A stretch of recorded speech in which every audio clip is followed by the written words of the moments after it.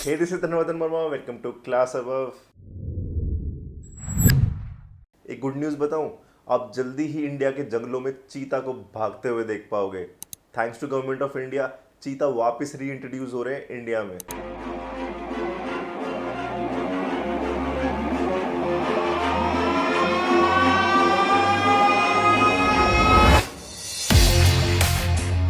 जानते हो, चीता इंडिया से एक्सटिंक्ट हो गए थे, जिसकी वजह थी hunting and loss of habitat. चीता की हंटिंग मुगल टाइम से चलती आ रही थी। जब ब्रिटिशर्स आए तो उन्होंने हंटिंग का स्पोर्ट कंटिन्यू रखा। प्लस ब्रिटिशर्स ने न्यू सेटलमेंट्स बनाने के लिए और इंडिगो टी कॉफी प्लांटेशन करने के लिए मैसिव स्केल पे ग्रासलैंड्स और फॉरेस्ट को क्लियर कर दिया। इसका रिजल्ट था loss of habitat which further led to decline in population of cheetahs. Britishers के साथ साथ प्रिंसली स्टेट्स के राजा महाराजा ने भी हंटिंग में खूब कंट्रीब्यूट करा है। One quick side note, notice कर रहे हो कैसे ब्रिटिशर्स की पॉलिसीज और हिस्ट्री कनेक्टेड है एनवायरमेंट टॉपिक से? Please try to think laterally while preparing for any exam. ऐसा माना जाता है कि महाराजा रामानुज प्रताप सिंह ऑफ मध्य प्रदेश ने आखिरी 3 रिकॉर्डेड चीता को 1947 में हंट करा था। इसके बाद 1952 में इंडियन गवर्नमेंट ने चीतास को ऑफिशियली एक्सटिंक्ट डिक्लेयर कर दिया। पर अब और नहीं, चीतास वापस इंडिया में आ रहे हैं। यस, बट ये सब हुआ कैसे?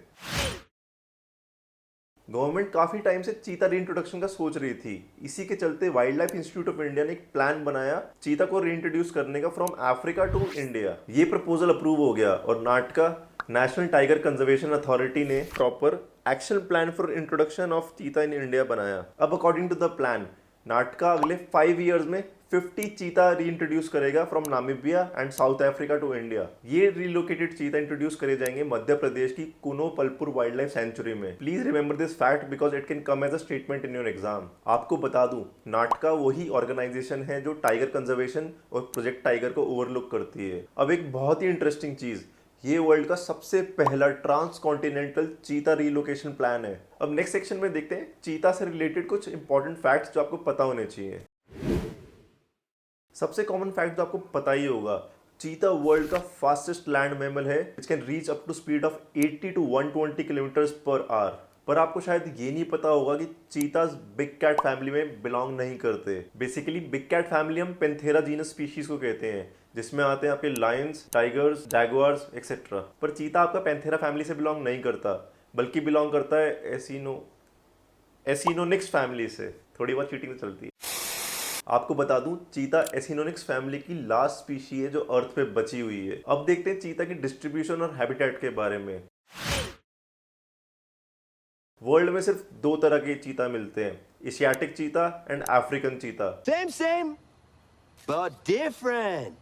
पहले अमेरिकन चीता भी होते थे बट अब एक्सटिंक्ट हो चुके हैं। एशियाटिक चीता आपके पूरे वर्ल्ड में सिर्फ ईरान में मिलते हैं। पहले एशियाटिक चीता हमें अरेबियन पेनिनसुला से लेकर पाकिस्तान, अफगानिस्तान तक मिलते थे, पर अब ये हर जगह से एक्सटिंक्ट हो चुके हैं। ऐसा मानना है कि वर्ल्ड में सिर्फ 12 एशियाटिक चीते बचे हैं। इतने कम नंबर्स होने के कारण IUCN ने एशियाटिक चीता को क्रिटिकली एंडेंजर्ड कैटेगरी में रखा है। आपको बता दूं, IUCN एक इंटरनेशनल ऑर्गेनाइजेशन है जो नेचर कंजर्वेशन एंड बायोडाइवर्सिटी के लिए काम करती है। ये फेमस है अपनी रेड लिस्ट के लिए, जो अलग अलग स्पीशीज को उनके एक्सटेंट के थ्रेट के हिसाब से कैटेगराइज करती है। अगर हम अफ्रीकन चीता की बात करें तो पॉपुलेशन में ठीक ठाक है और IUCN की वल्नरेबल कैटेगरी में बिलोंग करते हैं। ये हमें मिलते हैं south Africa, Zimbabwe, Kenya, Tanzania, Botswana, Namibia में। बस आपको ये याद रखना है कि इंडिया ने साउथ अफ्रीका और नामीबिया से डील करी है चीता ट्रांसलोकेशन के लिए। एक सीक्रेट इन्फॉर्मेशन बताऊं, इंडिया ने पहले ईरान से बात करी थी चीता के लिए, पर उन्होंने हमें मना कर दिया। इसलिए अब हम अफ्रीका से चीता इंट्रोड्यूस करेंगे। पर सोचने वाली बात यह है कि गवर्नमेंट ऑफ इंडिया इतने पेंस ले क्यों रही है एक जानवर के ऊपर? इसका राज है नेक्स्ट सेक्शन में। चीता को ओपन फॉरेस्ट और ग्रासलैंड का कीस्टोन स्पीशी माना जाता है।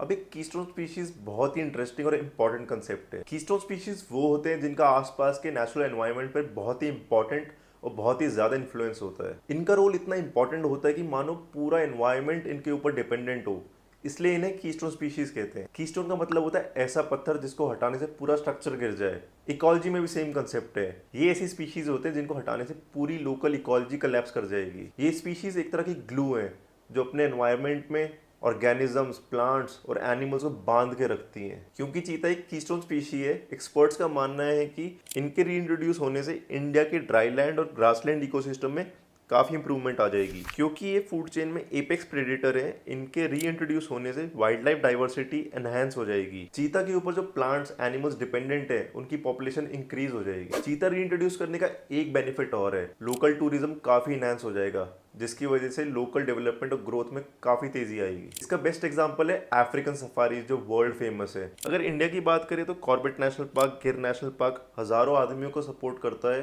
प्लस गवर्नमेंट ऑफ इंडिया के लिए रेवेन्यू भी जनरेट करता है। चीता को रीइंट्रोड्यूस करने का कोई नुकसान नहीं है, क्योंकि ये लाइव स्टॉक यानी गाय भैंस को नहीं खाते, बल्कि प्रेफर करते हैं डियर या फिर उससे बड़े जानवर। इसका एक ग्लोबल बेनिफिट भी है, ये हमें सस्टेनेबल डेवलपमेंट गोल नंबर 15, जिसको हम SDGs भी कहते हैं, वो अचीव करने में हेल्प करेगा। पर कुछ एक्सपर्ट्स का मानना है कि चीता रीइंट्रोड्यूस करने की वजह से कुछ प्रॉब्लम्स और चैलेंजेस क्रिएट हो जाएंगे, जिसे हम नेक्स्ट सेक्शन में डिस्कस करने वाले हैं। It's where every government officer in India, every forest officer needs to come for training. सबसे पहला चैलेंज होगा to check poaching and hunting of cheetahs. Environmental experts को ये डर है कि जैसे टाइगर्स की हंटिंग होती है for their skin and teeth, चीता के साथ भी वैसा ना हो। दूसरा चैलेंज है ट्राइबल्स और लोकल पॉपुलेशन को रीलोकेट करने का। जैसे जैसे चीता की पॉपुलेशन इंक्रीज होती जाएगी, लोकल ट्राइबल पॉपुलेशन को कहीं और रीलोकेट करना पड़ेगा, प्लस उनका डिपेंडेंस आसपास के फॉरेस्ट प्रोड्यूस पे काफी कम हो जाएगा। Third point, it can lead to increase in human animal conflict. Rapid urbanisation की वजह से फॉरेस्ट और ग्रासलैंड्स काफी जल्दी डिक्लाइन हो रहे हैं। एक्सपर्ट्स को डर है कि लेपर्ड्स की तरह चीता भी लोगों के घरों में और खेतों में न घुस जाए। देखिए कैसे मैंने अर्बनाइजेशन, जो GS1 का टॉपिक है, उसे एनवायरमेंट, जो GS3 का टॉपिक है, उससे इंटरलिंक करा है।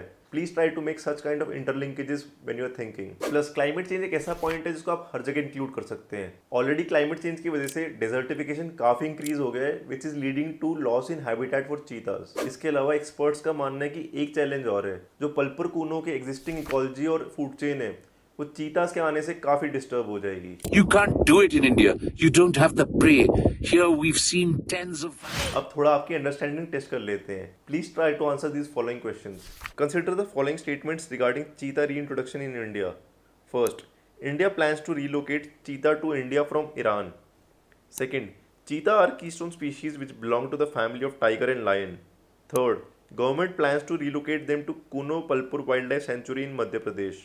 Which of the following statements are correct? Now try to answer this mains related question also. Do you think that cheetah relocation in India will do more good than harm to the environment and country? Comment critically. अगर आपको science and tech में interest है तो हमारी ये facial tech से related video जरूर देखें। Subscribe our channel for future updates. Thank you for watching class above.